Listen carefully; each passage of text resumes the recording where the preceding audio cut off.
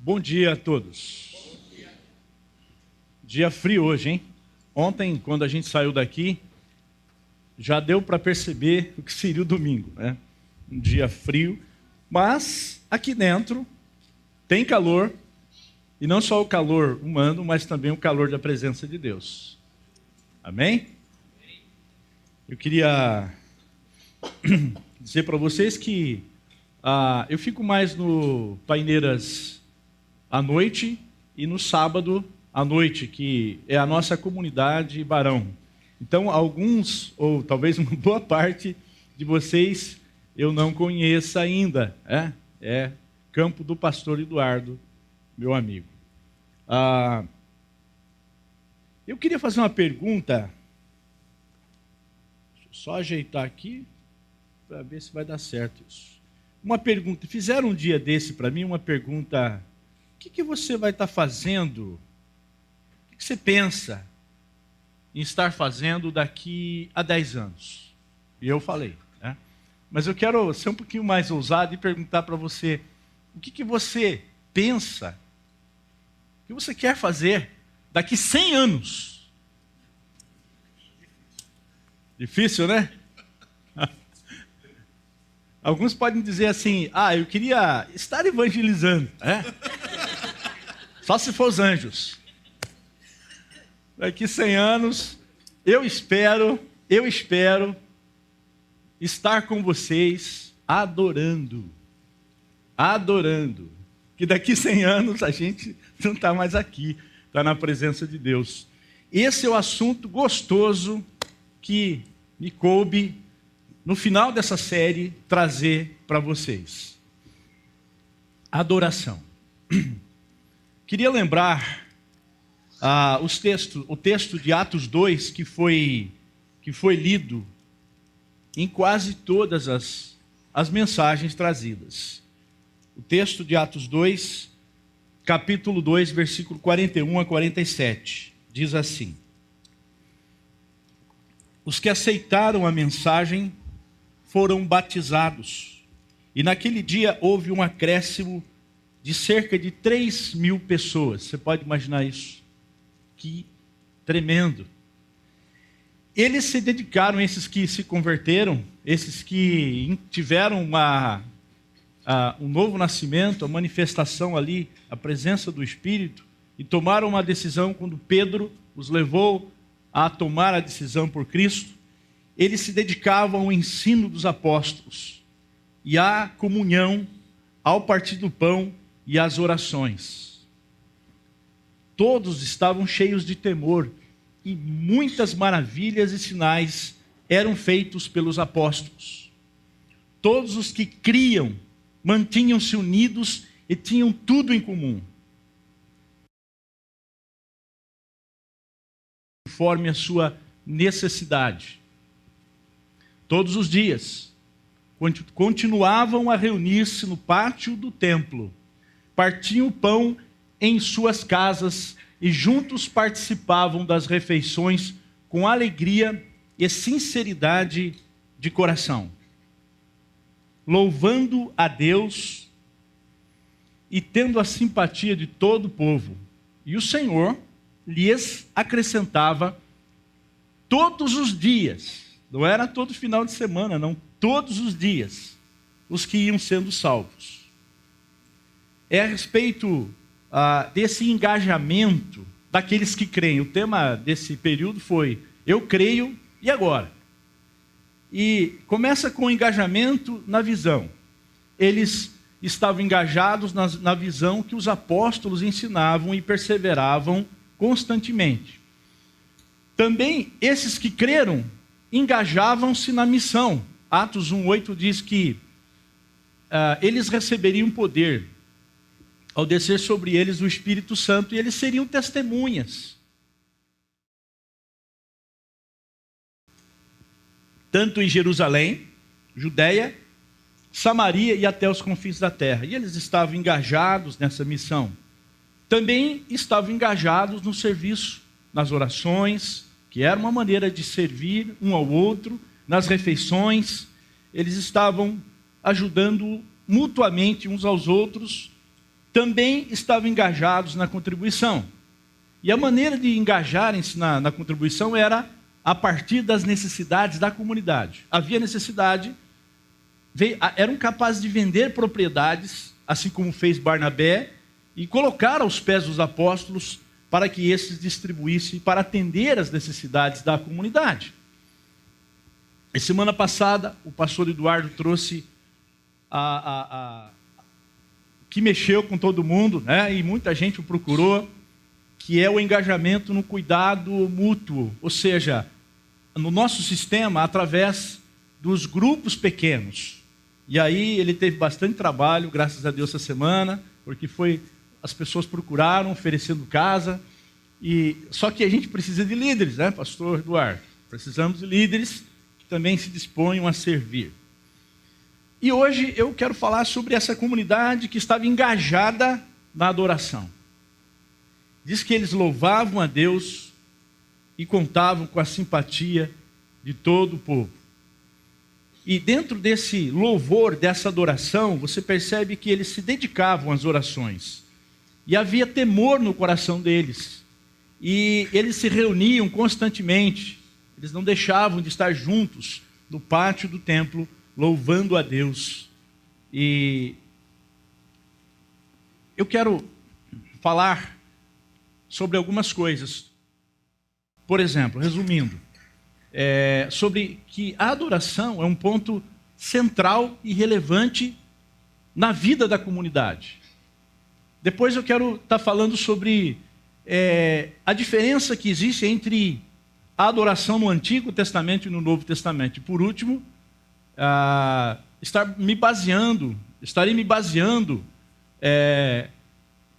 no Evangelho de Marcos, para dizer que existe sim uma forma bíblica da gente adorar a Deus. Mas eu quero começar citando aí os nossos pais da Reforma, né? Na verdade, os teólogos de Westminster, lá na Inglaterra, que foram sistematizar a compreensão e as convicções das doutrinas reformadas lá no século XVII. Quando eles fizeram a pergunta que talvez alguns de vocês, quando pequenos, tiveram que decorar: qual o fim principal do homem? Né? Quantos aqui sabem de cor essa pergunta do breve catecismo? Não, pouca gente. Né? Qual o fim? Qual é a finalidade da nossa existência? Para que Deus nos criou? A gente existe para quê? E aí a gente vai na contramão da sociedade, nesse mundo hedonista, egoísta, voltado para o individualismo, voltado para o eu, né, que a gente vive. E eles foram muito felizes em dizer que o fim principal do homem é adorar, glorificar a Deus e encontrar em Deus alegria e felicidade. Então, o que preenche a minha vida não é um bem material, não é uma conquista. O que preenche a minha vida é eu alcançar esse objetivo de fazer Deus feliz comigo, usando uma expressão bem comum, bem simples. Essa é a razão de você existir. Você existe para glorificar a Deus. E se não está acontecendo isso, existe um vazio na nossa vida. Agora, antes de eu colocar aqui a oração de Agostinho, eu tenho que explicar que Agostinho o que é. E quando os pastores falam aqui na frente, porque Agostinho, a gente não quer falar santo, né? Santo Agostinho, né? A gente fala Agostinho. Alguém pode pensar Agostinho, será que é o Agostinho Carrara, da grande família? Então é bom a gente explicar e colocar a foto do homem ali, né? Era o bispo de Hipona. O bispo de Hipona. Esse grande teólogo do século IV ajudou a sistematizar e a desenvolver a doutrina cristã no mundo ocidental. Ele é muito citado pelos pensadores, pelos teólogos, e Calvino bebeu dessa fonte. E Agostinho também bebeu da fonte paulina, de Paulo. Eu quero citar a oração que ele fez. Senhor, Tu nos criaste para Ti. Vamos ler juntos? Senhor, Tu nos criaste para Ti mesmo, e os nossos corações não enquanto não repousarem em ti. Os nossos corações não acham paz enquanto não estiverem repousando no Senhor. Para isso que a gente foi feito.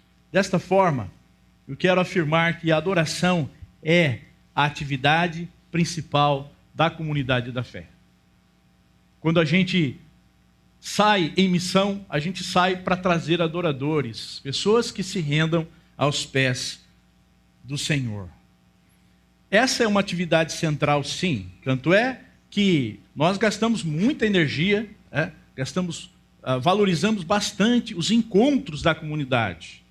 São encontros missionais, são encontros de edificação, mas sobretudo são encontros de adoração, onde você vem para adorar aquele que é superior a tudo e que é maior do que os nossos problemas.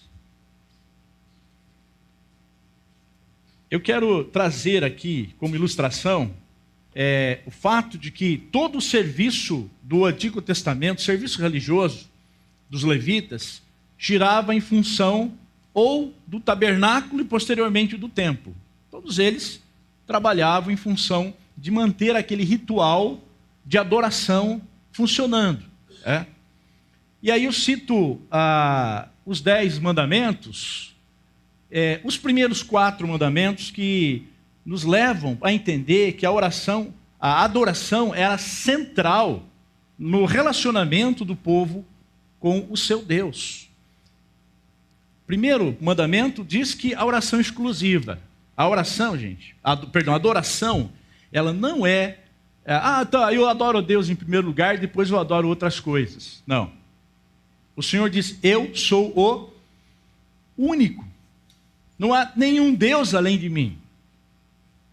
E essa adoração também não pode ser fruto da imaginação das pessoas que fazem escultura, que fazem quadros e dizem, eu preciso disso para me lembrar de Deus.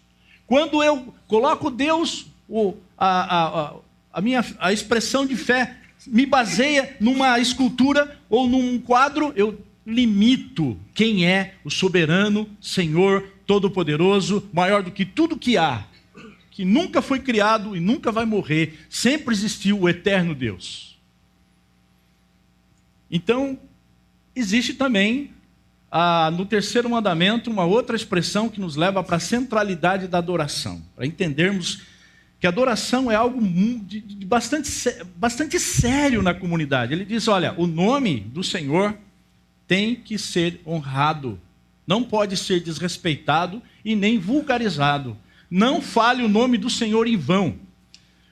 Quando Moisés, lá no Monte Sinai, pergunta para Deus, mas Senhor, o Senhor mandou eu falar com o faraó. Que Deus que é o Senhor? Como é que é o teu nome? O que eu vou dizer para ele? O Deus tal me mandou até aqui. E Deus disse simplesmente, fala para ele que o meu nome é Eu Sou. Eu sou.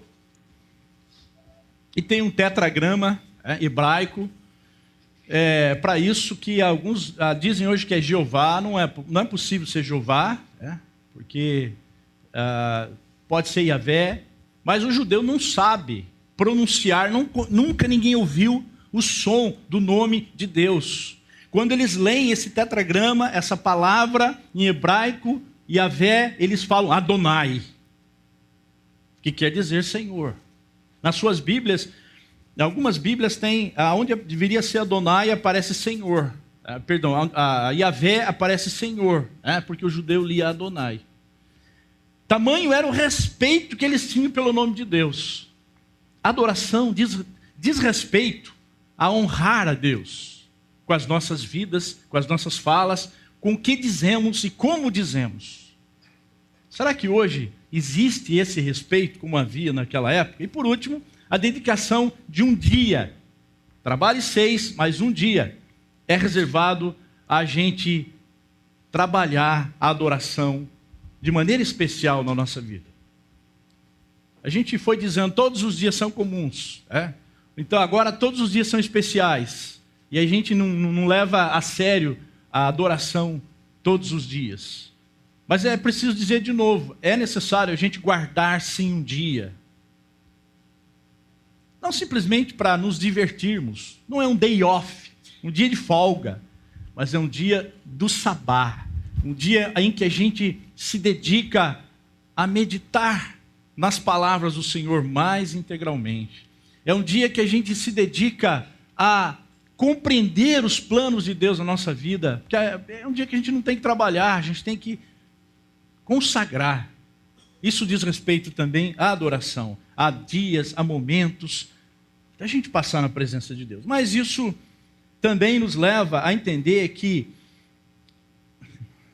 a adoração, ela é exclusiva. Deus é ciumento. Deus não reparte adoração com outros deuses. Jesus disse que não dá para servir a Deus e a Mamon, ou a Mammon, que quer dizer riquezas, dinheiro. E aí a gente pode pegar, não dá para servir a Deus e qualquer outra coisa. Ou a gente adora a Deus, ou a gente não adora a Deus. Não dá para dividir. Eu queria chamar aí uma experiência, trazer uma experiência que Jesus teve após jejuar 40 dias e 40 noites. E no final desse período, Satanás veio e o tentou. A última tentativa do diabo de desviar Jesus da sua missão foi pedir que Jesus o adorasse. Esse diabo é ousado, né? E muito, desculpa a expressão aqui, muito idiota, né? Ele não sabia direito com quem estava lidando. Será que ele é o Filho de Deus mesmo? Será que ele vai vencer essa tentação? E olha só o que Jesus disse. Isso nos remete também à ideia de que a adoração é exclusiva. Jesus disse a Satanás: cai fora, meu. Usando uma linguagem bem atual. Retira-se, Satanás. Pois está escrito. E é a terceira vez que Jesus cita Deuteronômio capítulo 6. Ele enfrenta o diabo com a Bíblia. E ele diz: adore o Senhor, o seu Deus, e só a Ele preste culto. E acabou a conversa, o diabo se mandou. A palavra adore, no grego, é a palavra proskinesis, que significa prostrar-se. Em alguns lugares, beijar. Mas prostrar-se no sentido de render-se, ajoelhar-se. E você vai ver no Novo Testamento algumas pessoas que, ao se aproximarem de Jesus, elas ajoelham e adoram. Reconhecendo ali, e os escritores dos evangelhos, deixando bem claro isso, que aquelas pessoas estavam considerando Jesus Deus. A palavra preste culto, aqui no grego, é latreuses, da onde vem latria, latria. Idolatria é adorar ídolo, latria, adorar através do serviço. Essa palavra era usada para o serviço religioso. Eu vou falar mais à frente sobre isso. Então, não vou me deter muito sobre essas duas palavras. Mas adorar, a importância é adorar exclusivamente a Deus. Tão somente a Deus. A adoração verdadeira acontece quando nós não temos espaço para mais nenhum outro Deus na nossa vida, a não ser Deus, o Senhor. Então, eu quero chamar aqui o testemunho de dois pastores. O primeiro é o pastor Eugene Peterson, já passou aí dos 70 anos, já há algum tempo, conhecido como pastor de pastores e muito conhecido na América, nos Estados Unidos, por conta da Bíblia que ele traduziu, The Messenger. A Bíblia que nós temos hoje aqui, alguns têm a mensagem. Ele diz: a vida das pessoas são reflexos do culto que praticam. Ou seja, como nós praticamos o nosso culto a centralidade da nossa vida, traz reflexos, respinga no dia a dia, influencia o nosso cotidiano. E também trazer aqui um outro pastor que já foi citado aqui algumas vezes, que é o Richard Foster. E é muito interessante o que ele fala. Ele tem um capítulo todinho sobre a disciplina da adoração no livro dele, A Celebração das Disciplinas. Muito interessante de se ler. Ele diz: a adoração é a resposta, a nossa resposta, a resposta humana à iniciativa de quem? Divina. A adoração é nossa resposta às aberturas, que lindo isso, hein? De amor do coração do Pai. Ou seja, mesmo lá no Antigo Testamento, o Pai abriu o coração dele para se relacionar conosco. E nós fomos feitos para a glória dele. Então, o que Deus espera de nós é que nós o glorifiquemos e vivamos adorando o nome dele. Ele abriu o coração dele para isso. Então, se a adoração é parte de um estilo de vida e não apenas momentos esporádicos na nossa vida, mas é todo dia, é o cotidiano. Então, por que será que muitos deixam de adorar?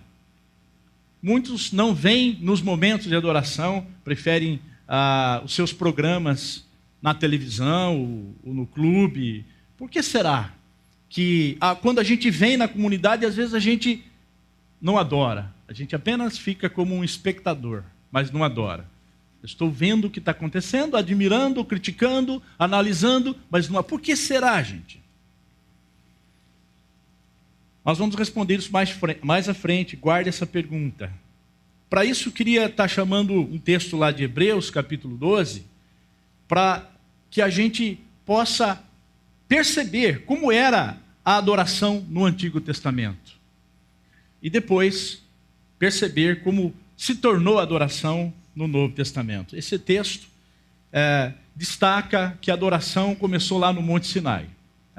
A primeira vez que Deus se manifestou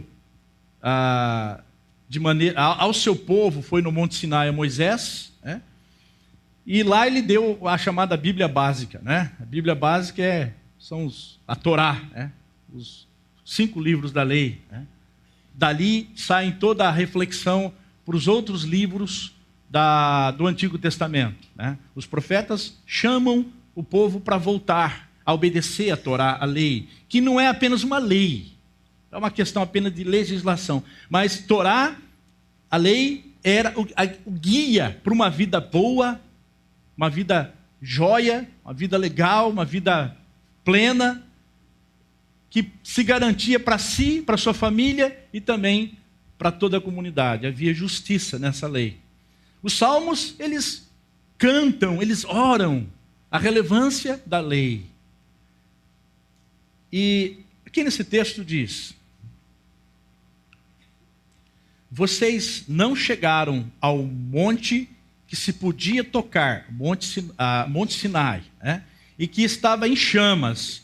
Na manifestação de Deus no Monte Sinai, havia relâmpagos, havia trovões, o monte estava em chamas. Moisés, quando subiu, teve que tirar as sandálias e subir de costas, para não queimar os seus olhos diante do Senhor, da glória, da santidade e do poder do Senhor. Diz mais que os ouvintes rogaram que nada mais fosse dito. Por quê? Pois não podiam suportar o que lhes estava sendo ordenado.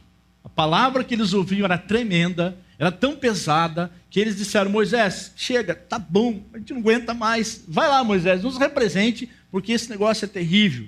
Se um animal tocasse ali o monte, ele tinha que ser apedrejado. Um animal que não tinha entendimento nenhum, tocasse o monte, teria que ser apedrejado. O espetáculo era terrível, era tão terrível que até Moisés disse: estou apavorado e trêmulo. E por que tudo isso, gente? Porque Deus é santo e nós somos pecadores. Faça as contas. Será que a gente peca mais que 3 vezes por dia? Quantos acham que a gente peca mais que 3 vezes por dia? Vamos supor que a gente só peque 3 vezes por dia. Quanto dá no ano? 1000 pecados. Em 70 anos são 70 mil pecados. Nós somos pecadores. Apenas, às vezes, por omissão. A gente sabia o que devia fazer e não fez. Somos pecadores. E Deus é quem? Santo 3 vezes. Isaías ouve os anjos cantar: Santo, Santo, Santo. Deus é santíssimo, é puro e tremendo. Então imagine a gente pegando aí uma aeronave, sei lá, uma nave espacial e tentar chegar até o Sol. Quando você estiver aproximando ainda, sei lá, milhões e milhões de dias e horas do Sol, você já vai ser queimado, porque o Sol é fogo ardente, consumidor, assim é Deus. Então, como se aproximar de Deus, que se eu me aproximar de Deus, eu morro? Aí Deus, então, no Antigo Testamento, ele vai criar todo um sistema de adoração intermediária, necessitando, portanto, de sacerdotes. Isso vai acontecer no monte, depois no tabernáculo e depois no templo, nos templos, e templo que Salomão construiu e os demais templos. Era necessário um levita, um sacerdote, para nos intermediar no relacionamento com Deus. Então, você não tinha o direito de chegar na presença de Deus. Você precisava de um ritual, e precisava de um intermediário, porque era terrível. Existiam 4, no tempo de Jesus, existiam 4 pátios. O pátio dos gentios, onde Jesus expulsou os vendilhões do templo. Na verdade, eles não estavam dentro do templo, estavam no pátio. O pátio das mulheres. E o terceiro pátio era o pátio onde eles praticavam as ofertas. Tinha lá o altar onde se queimava as ofertas, onde se sacrificavam os cordeiros, e uma pia onde o sacerdote tinha que lavar as mãos, purificando, para entrar na tenda. A tenda tinha 2 partes, já excluindo as pessoas. Entrava somente alguns sacerdotes,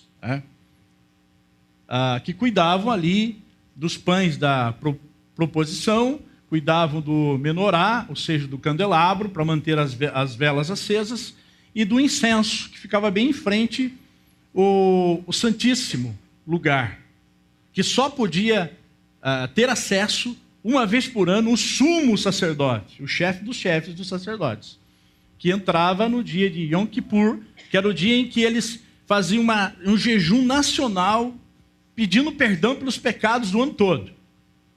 E o sacerdote tinha todo um ritual, o sumo sacerdote, todo um ritual de purificação. E dizem que tinha uma cordinha que amarrava no tornozelo do sacerdote, que se ele não, o sacrifício dele, a oferenda dele não fosse aceita, ele morria na presença de Deus. A glória de Deus se manifestava e ele morria.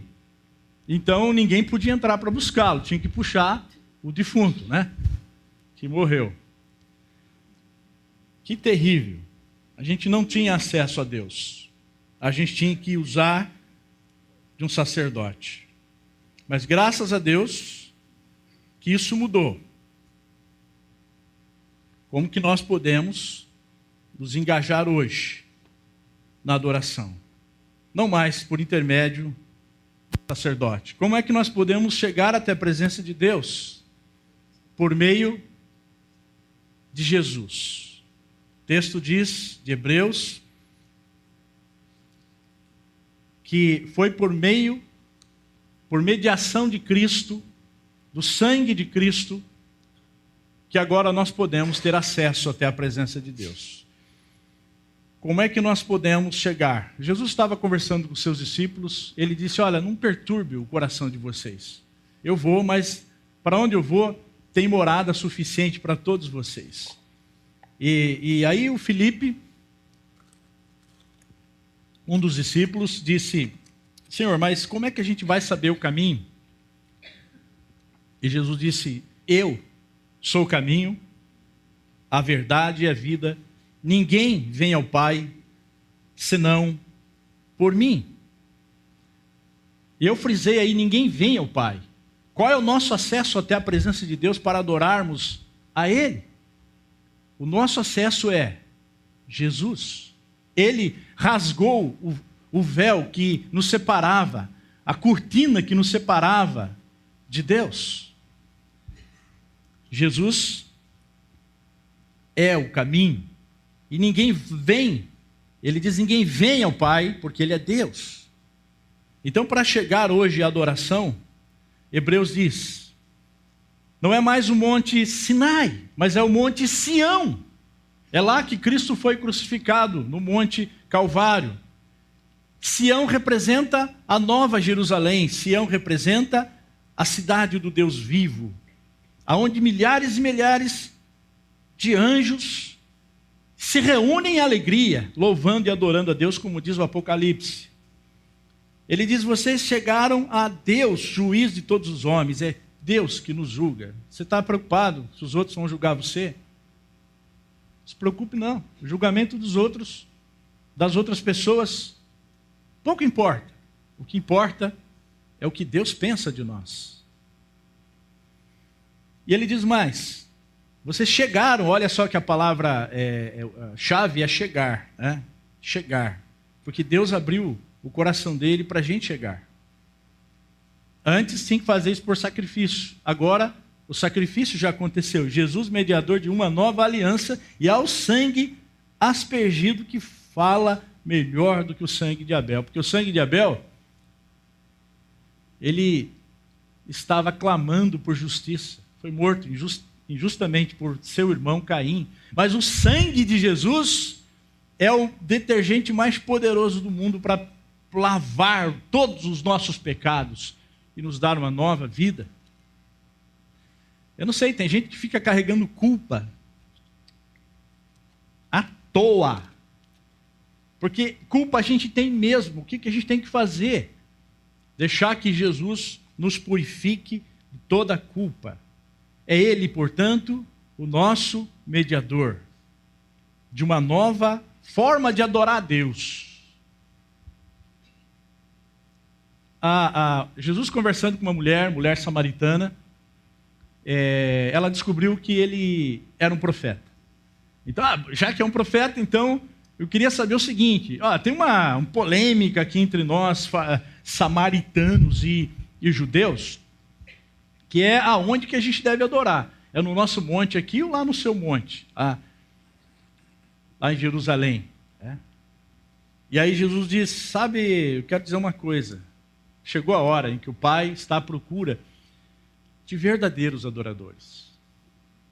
São aqueles que adoram em espírito e em verdade.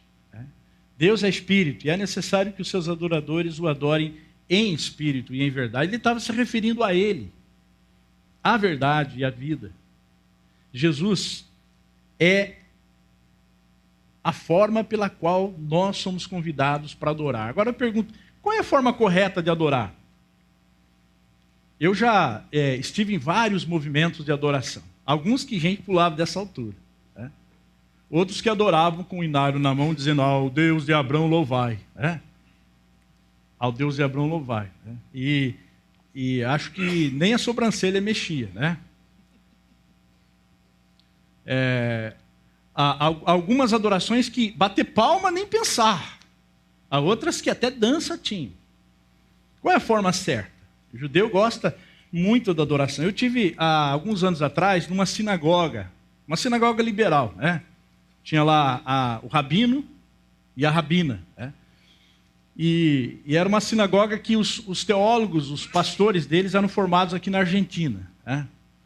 E tinha mais ou menos umas 800 pessoas, a maioria jovens. Eu não sei te dizer que rua que é, lá de Nova York, mas uma sinagoga muito frequentada, principalmente na sexta-feira, pelos jovens. E as mocinhas, era uma igreja, uma sinagoga muito missional, porque as mocinhas não cristãs, não judaicas, elas gostavam de conhecer os mocinhos judeus, que eram bem ricos. Então estava assim de jovem. E foi um culto muito bonito e um culto assim muito alegre. Havia música, muita música, e cantou-se os salmos, todos os salmos. Eles abriam então a Bíblia hebraica nos salmos e cantavam. Né? E lá pelas tantas, que estava dirigindo aqui começou a pular. Ele pulava e pulava. Eu não vou pular aqui porque senão vai desajustar a minha coluna. Né? E o microfone, e vocês vão ficar assustados. Né? E ele pulava e daqui a pouco ele pegou mais alguém que estava do lado dele assim, e mais outro, e começaram a fazer uma roda, assim como talvez a gente fez aqui na festa julina, né? No final da festa julina. Né? E todos eles começaram a dançar ao redor de todo aquele pessoal. E foi uma festa linda de adoração. Qual é a forma correta de adorar? Olha, a forma vai depender da tradição da igreja, vai depender da cultura do povo. E aí nós chamamos o nosso pastor, que sempre vem aqui dar um testemunho para a gente, né? O Tim Keller, para dizer o seguinte, que uma igreja ela deve ser contextualizada em tudo, no discurso, na mensagem, na abordagem, mas sobretudo no estilo de adoração. Qual é o estilo correto? É o estilo contextualizado. Quem a gente quer alcançar? Porque o que Deus espera é o coração da gente. Mas como a gente está ministrando para a comunidade, quem a gente espera alcançar?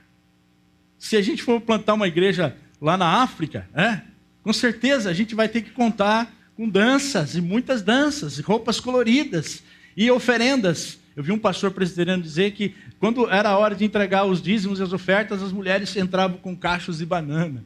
É o que elas tinham para oferecer. Vai depender do lugar. Nós já temos uma plantação acontecendo no Japão. Como é que será que é a adoração dela? E eu fiquei assim espantado de ver uma denominação plantando uma igreja entre os indígenas do nosso país e colocando nos pregadores e nos irmãos daquele lugar quente, daquele lugar em que as pessoas quase andam sem roupa, terno e gravata. Cultura que nem é nossa brasileira, né? Terno e gravata. Absurdo. Então, Tim Keller tem razão quando diz que o estilo de adoração tem que ser contextualizado. Mas será que haverá em meio a essas muitas maneiras de cultuar, uma condição sine qua non na adoração? Um elemento que seja imprescindível? Sim há. E aí nós vamos citar então Deuteronômio 6, que fala: eu sou o único Deus, amarás o Senhor teu Deus de todo o coração. É o Evangelho de Marcos, capítulo 12,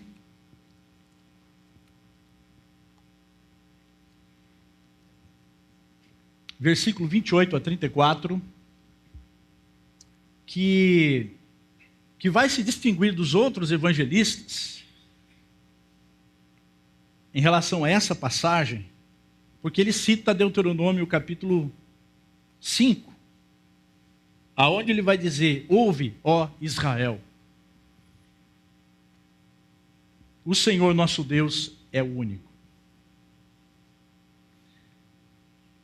Para nós brasileiros, assim, talvez não tenha muito sentido esse ouve, ó Israel, mas para o judeu é o Shema. Escuta, Israel, que ele deveria repetir 3 vezes ao dia, ao se levantar, ao caminhar e ao deitar. Inculca isso na cabeça dos teus filhos. E eu estou dizendo para vocês agora, inculque isso na cabeça dos teus filhos. Essa comunidade é a comunidade que tem mais crianças, né? Chegou a ter mais de 100 crianças, 110 crianças. Inculca isso na cabeça dos seus filhos. Adore a Deus. Ame a Deus com exclusividade. Inculca isso ao levantar, ao caminhar e ao deitar, todos os dias. Shema, ó Israel, escuta isso. E Marcos então se distingue ao dizer isso, citando, portanto, 4 formas da adoração integral. E aí eu quero, assim, partindo já para o final, propor para a comunidade, propor para vocês que a adoração verdadeira é a adoração que requer integralidade. Integral, inteiro, de todo o coração. A ideia é essa, de todo o coração. Nessa vida que a gente vive, nesse mundo novo que a gente vive, gente no Facebook toda hora, até mesmo dentro do culto às vezes, dentro de uma reunião, eu estou dando aula no seminário, se tem alguém que levanta, abre o seu laptop, eu já fico desconfiado que ele não está prestando atenção na minha aula. Ou a gente então tem uma lei que não pode mais usar o laptop, mas tem alguém que usa o tablet ou o celular. Então a gente vai driblando, porque a gente quer estar ao mesmo tempo em todos os lugares, falar com muitas pessoas. Incrível isso. Só que a gente não está com o coração em nenhum lugar. A Adriana começou o culto ontem, começou a celebração, falando de que vocês têm problemas, todos nós temos, vamos deixar lá do lado de fora, vamos ficar, a hora que a gente sair eles estão lá, vamos ficar aqui. A adoração exige essa concentração, gente, essa dedicação 100%. Portanto, a proposta é: a adoração a Deus requer amor integral, de coração. Amarás o Senhor teu Deus de todo o coração. Então eu vou falar e vocês vão repetir, tá? Amarás o Senhor teu Deus de todo. Amarás o Senhor teu Deus com toda a tua. Amarás o Senhor teu Deus com todo o teu entendimento, e amarás o Senhor teu Deus com toda a tua força. A ênfase aqui está no todo, no integral. Mas ele deixa mais claro ainda quando toca nesses vários sentidos, nesses vários ângulos da nossa vida, nessas várias frentes da nossa vida, para nos levar a dizer que a adoração tem que se fazer parte de tudo na nossa vida, desde a hora que a gente levanta. Ontem, por volta de 6:30 da manhã, eu estava com a cabeça aqui na mensagem e eu escutei um passarinho cantando lá fora. Estava silêncio. E eu pensei, quantas vezes eu não percebo a manifestação da glória de Deus nas suas criaturas, porque eu não estou com a cabeça nas regiões celestiais, eu estou com a cabeça nas minhas preocupações. E daqui a pouco passou um moço, já era quase 7 horas, passou um moço na rua, cantando um cântico, não lembro qual, mas ele estava cantando um cântico e alto. Quantas oportunidades que a gente tem de adorar ao Senhor, todos os momentos da nossa vida. Eu tenho certeza que a gente vai se tornar menos rabugento. Menos rabugento. A gente vai reclamar menos, porque a gente vai encontrar Deus abrindo o seu coração para receber a nossa adoração. Então, para a gente engajar-se nessa adoração integral, eu tenho certeza que para os primeiros cristãos foi muito mais fácil do que para nós hoje, nesse mundo contemporâneo, hedonista, que busca o prazer, que busca satisfazer o eu, o ego. Esse mundo que a gente ilusoriamente pensa que a gente vai durar para sempre. Bom, até 40, 50 anos a gente pensa isso. Depois, ontem eu estava num funeral de um amigo lá da Nova Jerusalém, um senhor de quase 80 anos. Estava pensando isso. Eu estava lembrando de quantas pessoas eu estive ali do lado do caixão e se foram. E alguém disse, isso está aumentando. Eu falei, não está aumentando, é que à medida que a gente vai ficando, à medida que a gente vai ficando velho, os nossos amigos vão morrendo, graças a Deus, né? Porque a gente está vivo, né? Eles vão morrendo e a gente vai ficando. Imagina alguém que já chega na casa dos 90 anos, vai lembrando, olha, aquele meu amigo já morreu. Aquela namorada que eu tive já morreu. É difícil, é terrível isso. A gente tem que viver esse momento agora. Adorando. A gente tem que viver esse momento. Você que tem seu pai vivo ainda, curta-o. Hoje, beijo, abraço. E diga a Deus em adoração, obrigado, Senhor. Você que não tem mais, procure e arrume um pai para você, hoje, para abraçar.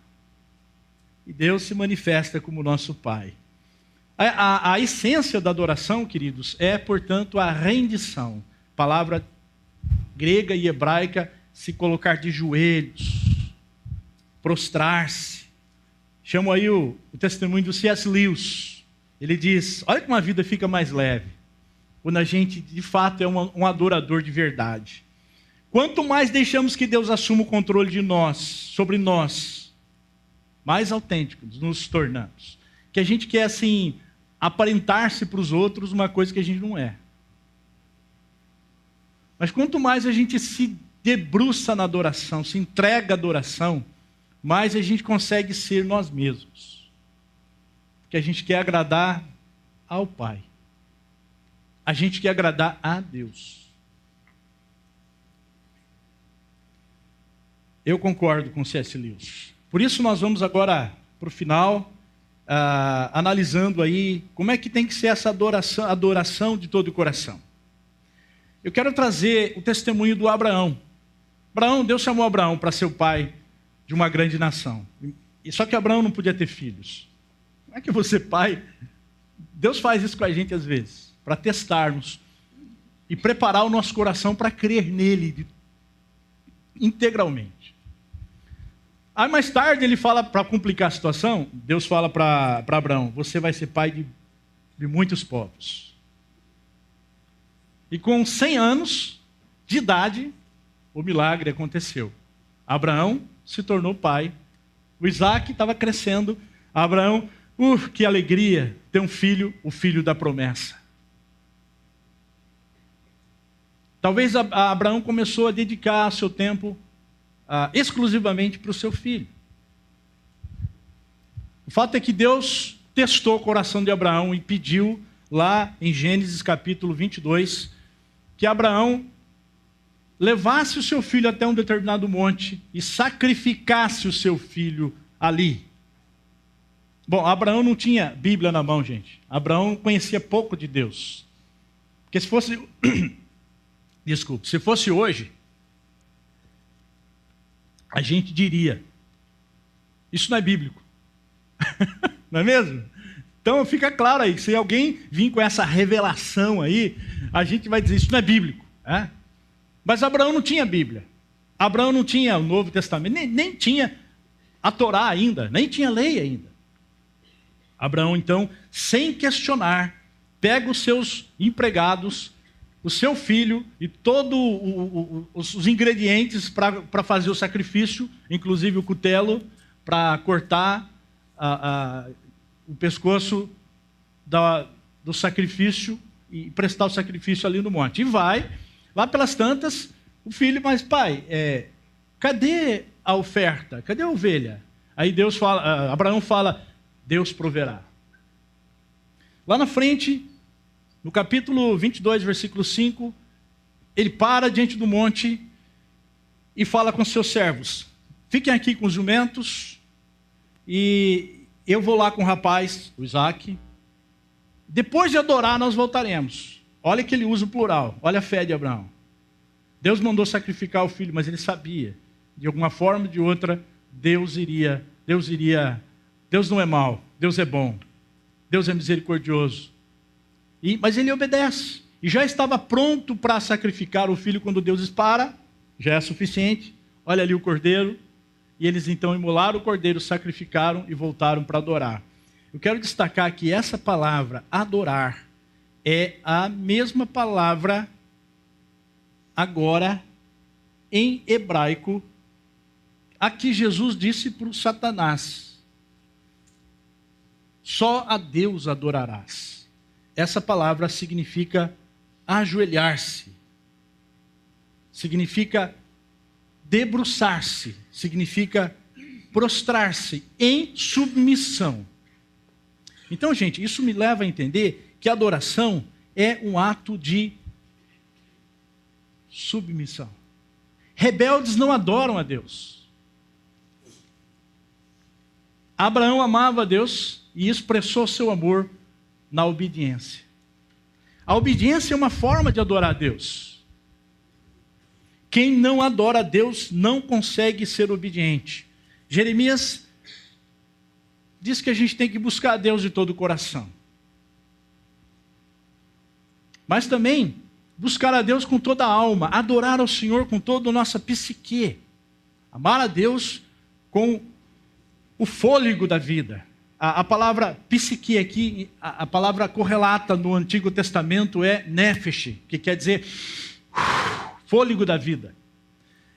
Adorar com a nossa alma, gente, significa adorar com a nossa vitalidade, com a nossa alegria, com as nossas emoções. Você já chorou na presença de Deus em adoração? Eu já, aqui, hoje.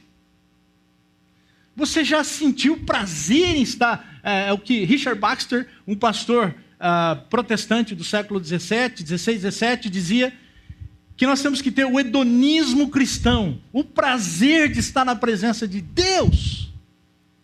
Quando nós não temos essa adoração com a alma, a gente adora de maneira fria.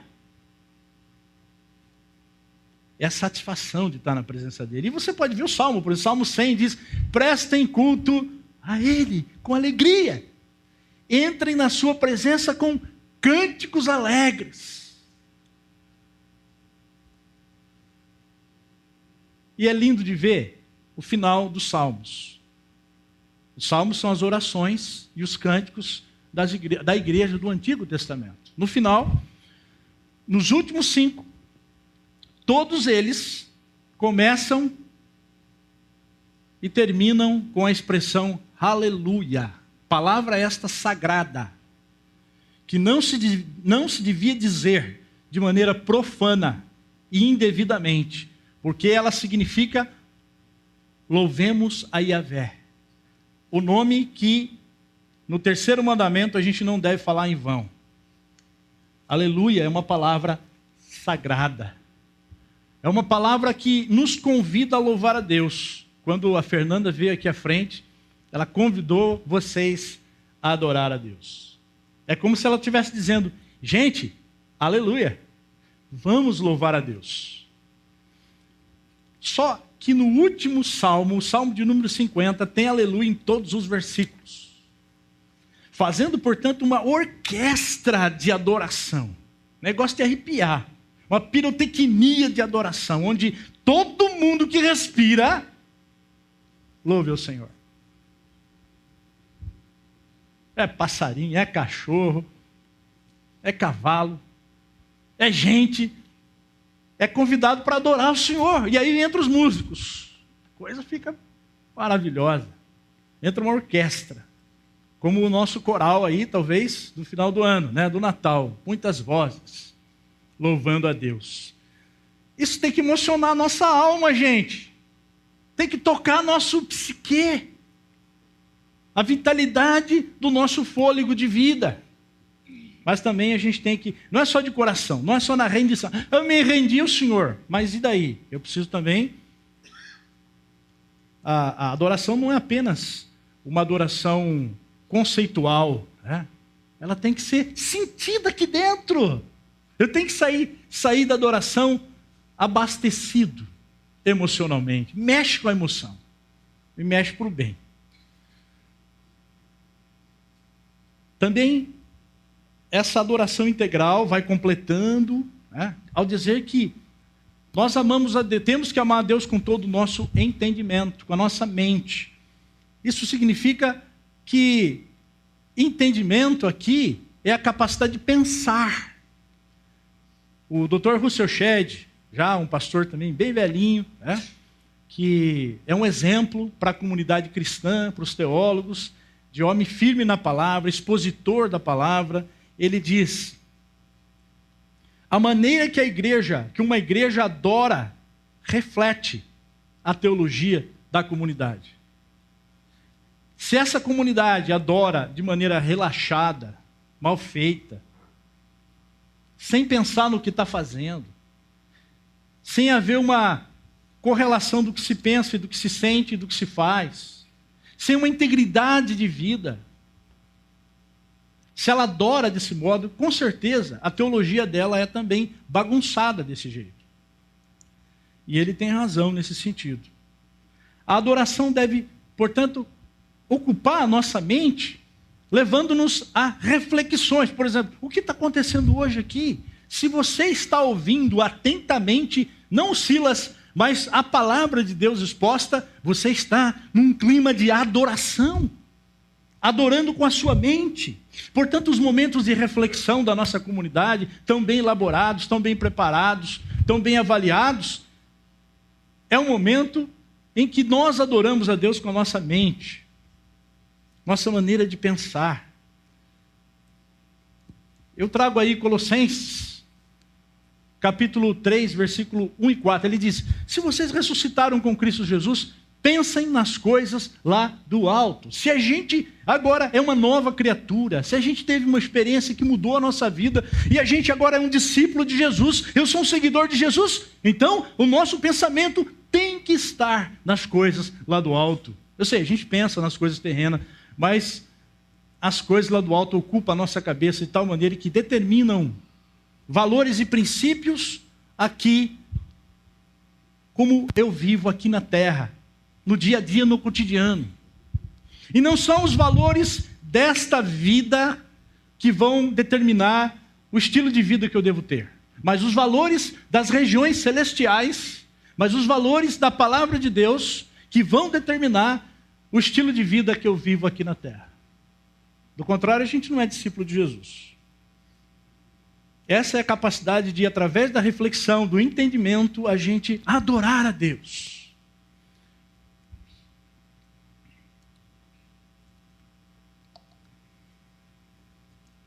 Aos domingos pela manhã, nós temos duas classes da integração. Aqui, às 8h15, e no Hotel Trip, às 10 horas. Está acabando lá agora também. O estudo bíblico, a busca pelo conhecimento de Deus, é uma forma de adoração.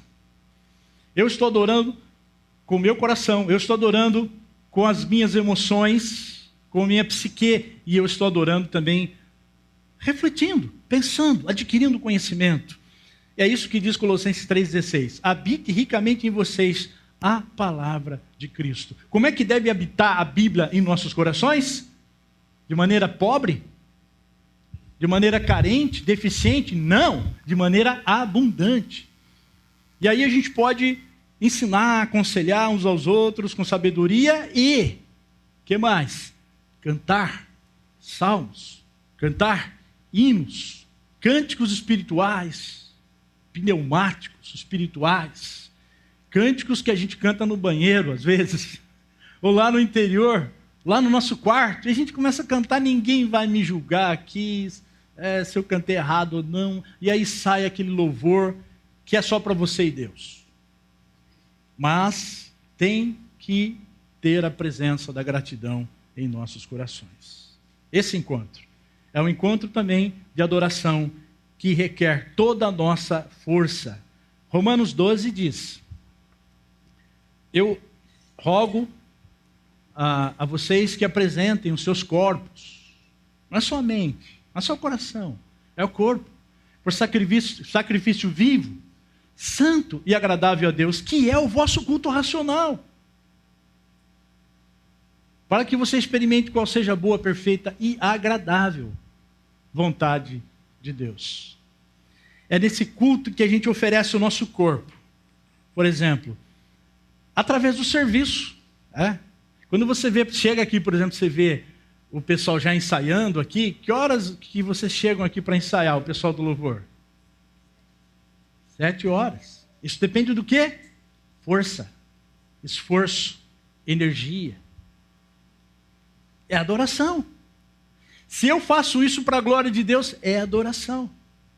Você chega aqui, então tem alguém na recepção. E se aquela pessoa que está na recepção está fazendo para a glória de Deus, ele está louvando a Deus. No mosteiro da França, havia um irmão chamado Lawrence, um monge chamado Lawrence, ou Lourenço, o irmão Lourenço.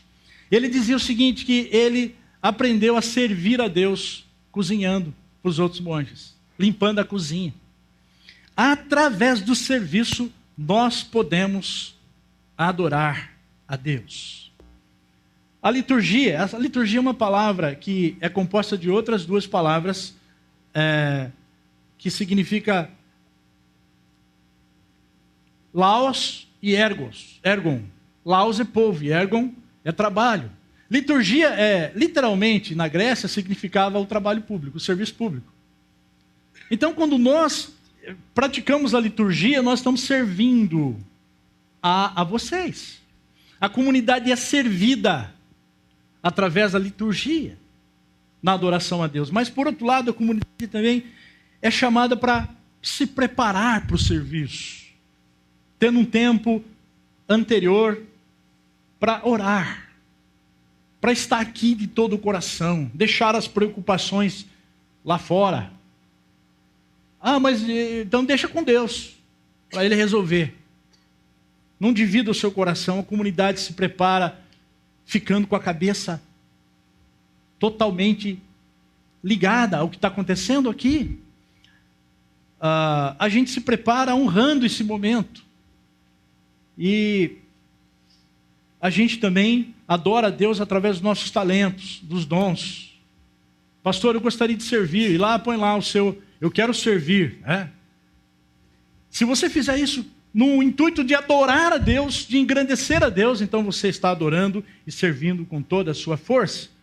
Pessoal que foi para Codó, lá eles foram servir, um trabalho de liturgia, eles foram servir àqueles necessitados, aquela igreja, aquelas crianças.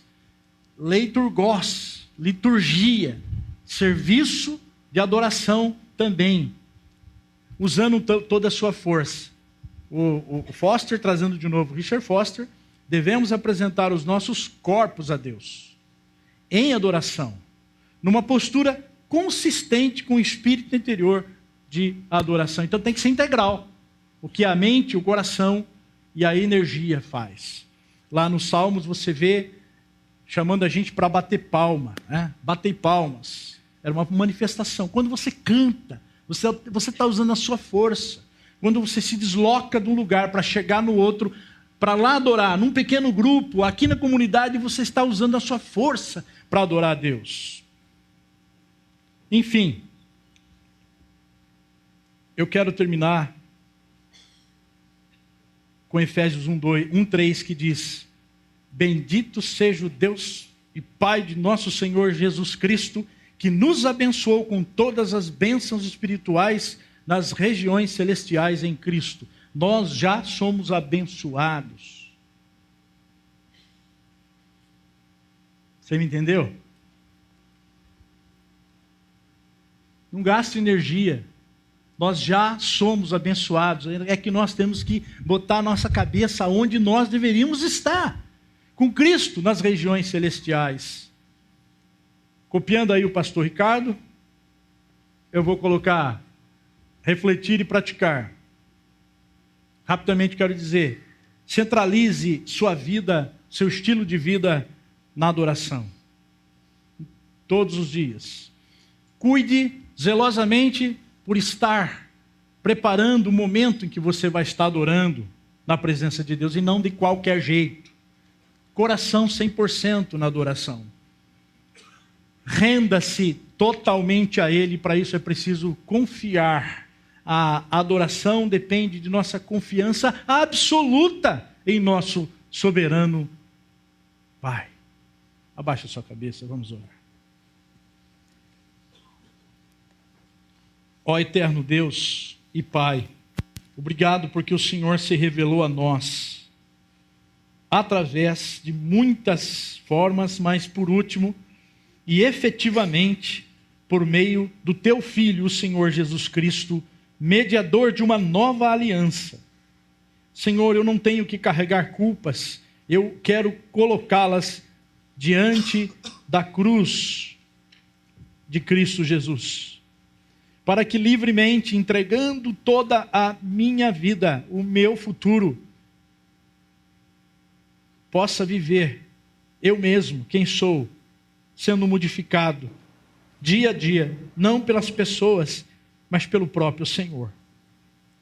Senhor, nós queremos Te adorar, e nós o fazemos hoje, através de músicas, de leituras, de ouvir a palavra, de servir uns aos outros. Queremos te adorar integralmente com o nosso coração rendido e obediente, com a nossa emoção, com a nossa racionalidade, pensando e refletindo sobre a tua palavra, e também com a nossa força, com a energia que o Senhor nos deu, usando o nosso corpo para tanto, em nome de Jesus. Amém.